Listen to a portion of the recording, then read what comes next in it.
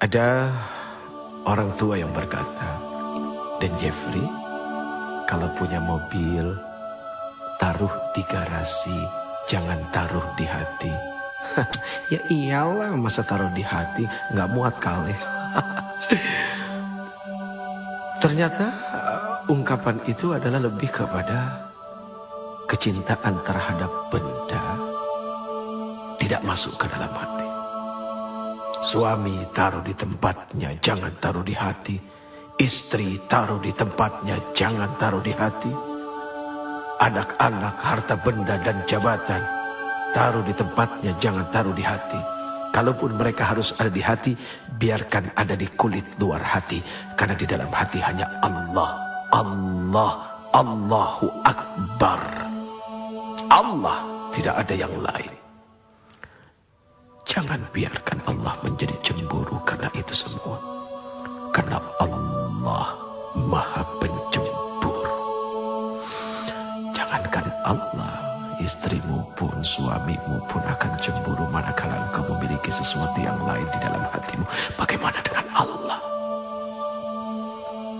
Maka Hasbi Rabbi Jallallah, ma fi qalbi illallah. Hasbi Rabbi Jallallah, ma fi qalbi illallah. Ala al-hadi sallallah, la ilaha illallah. Ala al-hadi sallallahu, la ilaha illallah.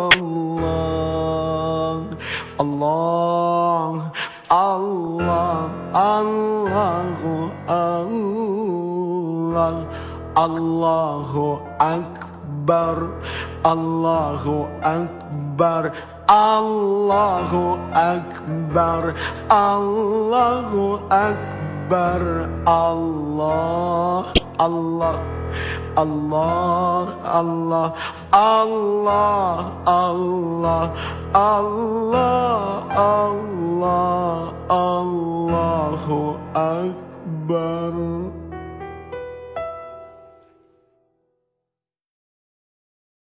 Istighfar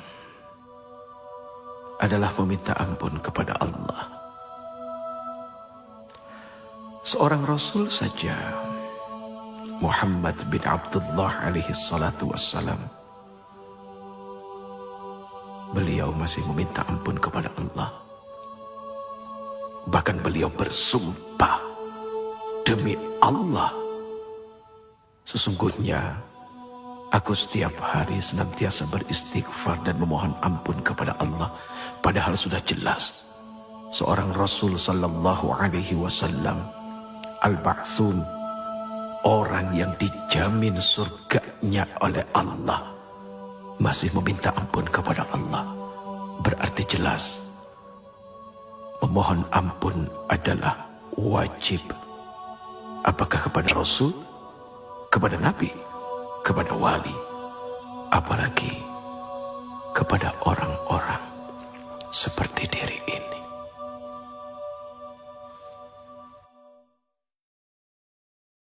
Ada kejadian cukup lumayan lucu, tapi mendatangkan hikmah yang sangat luar biasa besar. Sekali waktu Allah Subhanahu wa Ta'ala izinkan kami berangkat berumrah menuju Baitullah, kemudian berziarah datang kepada Rasul sallallahu alaihi wasallam. Begitu sampai di dalam masjid, tiba-tiba diri ini tanpa sengaja melihat seorang laki-laki, orang Indonesia yang bekerja menjadi, apa ya istilahnya, marbot kali ya.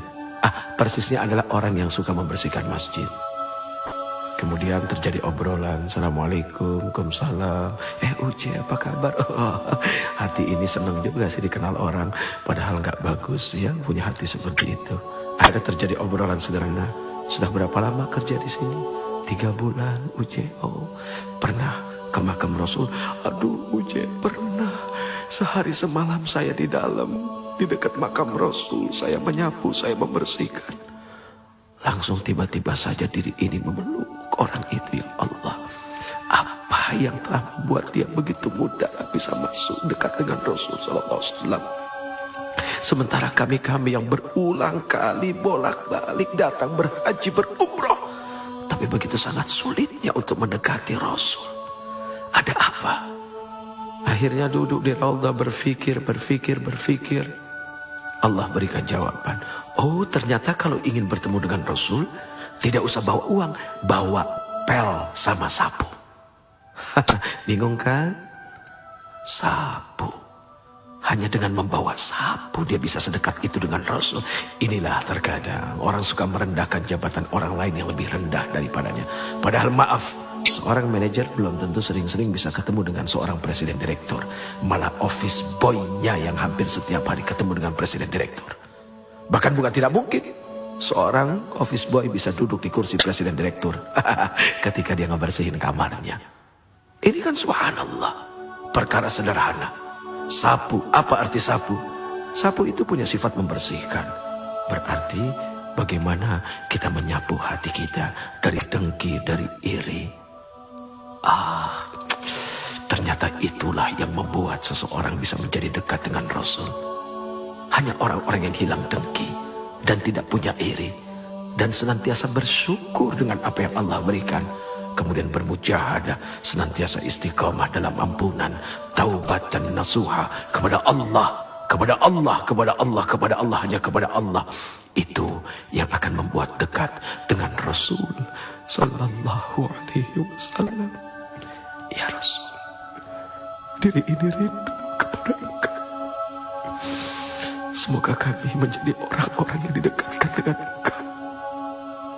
Lalu kedekatan kami kepada Engkau menjadi kedekatan kepada Allah Subhanahu wa ta'ala. Ya Allah, ampuni kami dengan segala kekotoran hati kami dan perasaan merasa paling baik daripada yang lain. Subhanallah, Maha Suci Engkau ya Allah.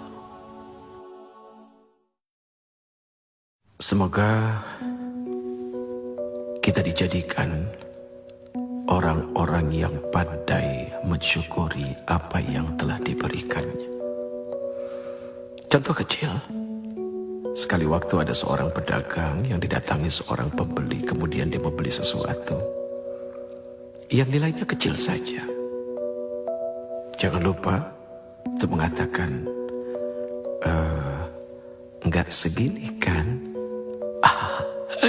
Itu kalimat canda kepada Allah.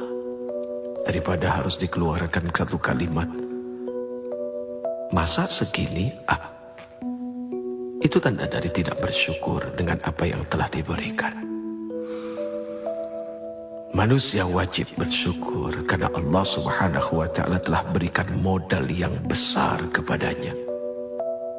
Kalau ada orang yang mengatakan bahwa dirinya tidak memiliki modal, siapa bilang?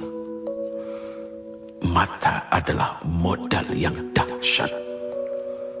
Telinga adalah modal yang tak tertandingi.